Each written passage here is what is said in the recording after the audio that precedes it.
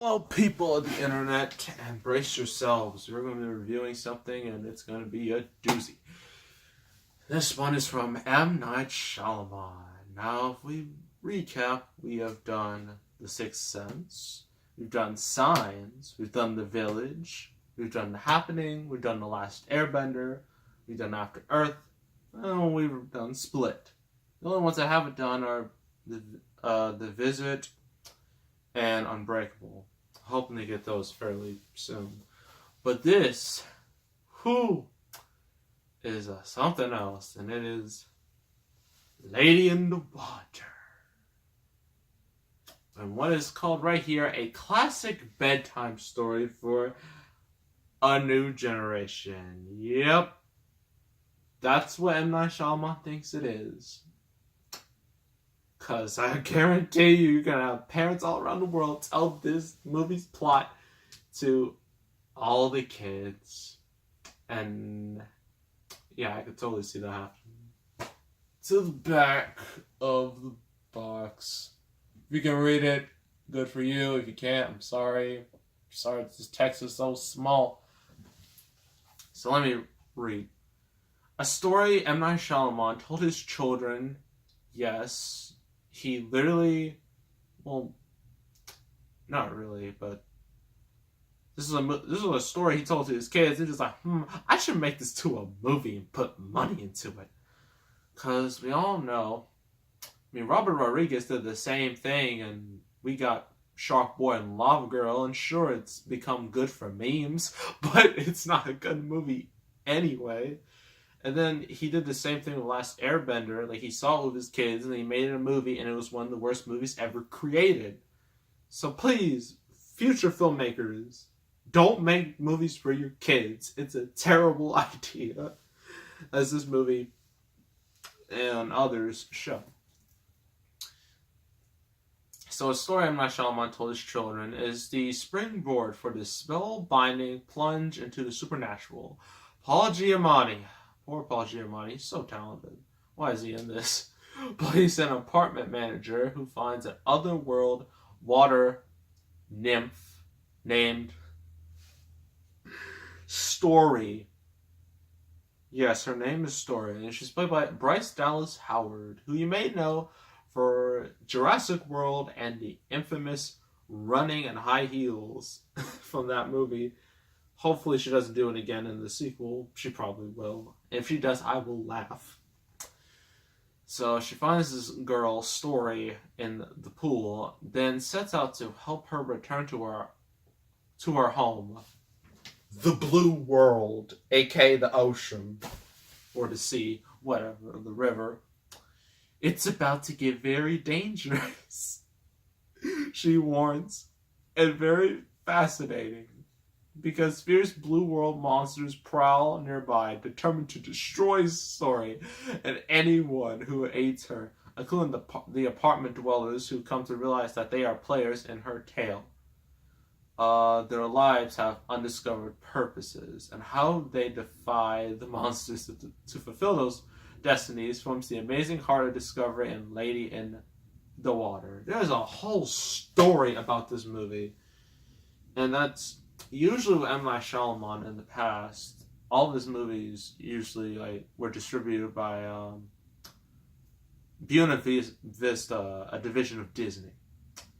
This movie was supposed to be the same, but the people behind it, they were just like, oh, what is this? Like, you really want to sell this? I mean, we'll finance it, but you really want to make this into a movie. And M. Night Shyamalan was so triggered at that, he basically turned on Disney, or Buena Vista, and went to Warner Brothers. And then they were like, okay, sure. And then that didn't work out very well. And then he went to Fox. And then he went to Paramount. Then he went to Sony. And now he's at Universal. And Universal tends to like him because now he's making good movies. Yeah.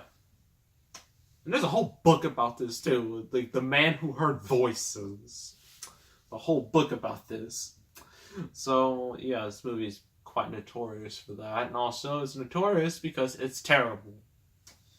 just the plot is just so confusing and dumb and stupid. I mean, like Paul Giamatti, he has like this on and off stuttering problem, I think. I don't know. But the movie starts off literally, well, it starts with like hand drawn things about this bedtime story. And it starts with Paul Giamatti. Apparently, he's like at this people's, apartment. Apparently, in his little area, you don't see it. There's a bug, but we never see the bug. And he just stabs it. And he just stabs it like 10 times. Just like, just to make sure it's dead. And I'm like, wow, we're off to a great start. And so, yeah, he's the apartment manager. There's like all these interesting cast. Well, not really interesting. They're just kind of there. Cast of characters.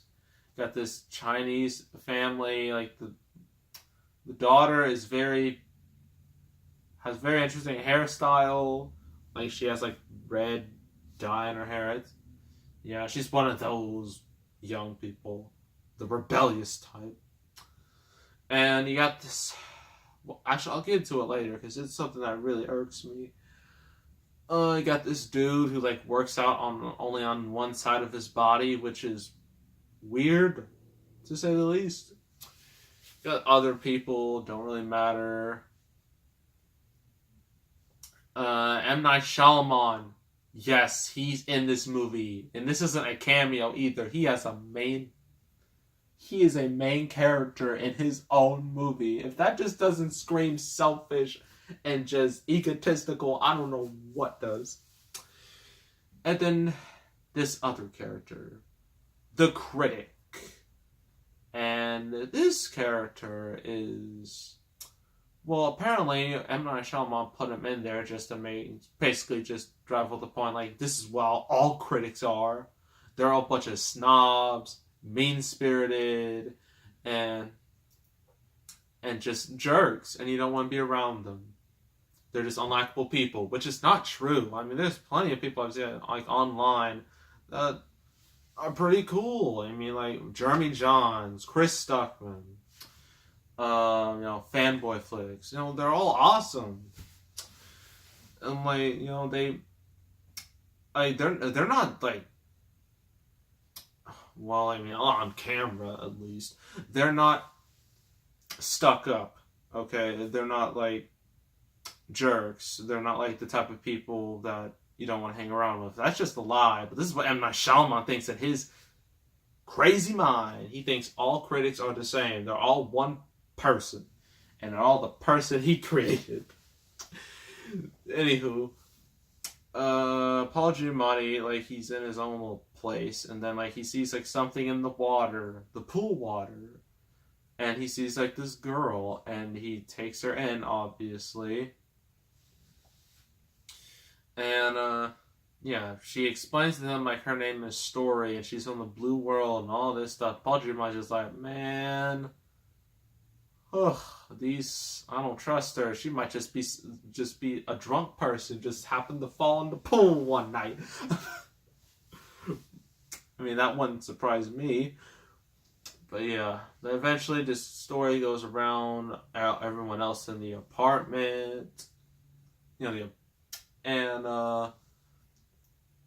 Story like tells them all that things will happen to them, and to M. Night Shyamalan himself, she says, I'm not even joking, his writing will save the world. She literally says that. Like, M. Night, I know this is your move, but come on. Stop stroking your ego like this. Saying your writing's gonna save the human race. What's wrong? Come on. I've seen Ego, but give me a break. That's just too much. But then bad things start happening. Like, creatures start to appear. You got grass wolves, tree monkeys, weird things. There's like magic mud. It's It's just ugh. I don't even remember, and I only saw this movie a couple hours ago. And I don't know what the plot is. It's confusing.